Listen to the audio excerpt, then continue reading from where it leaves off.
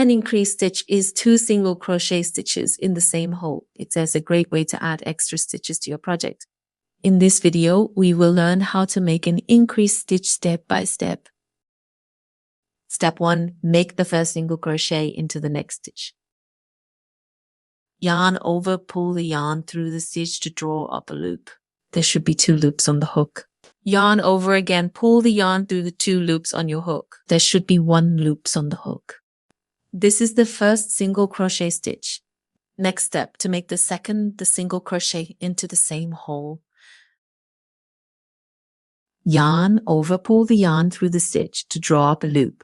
There should be 2 loops on the hook. Yarn over again, pull the yarn through the 2 loops on your hook. There should be 1 loop on the hook. Okay, now 1 increased stitch has done. Here, this is the next stitch. You can continue to practice the increased stitch into this hole. Thank you for watching. Happy crocheting.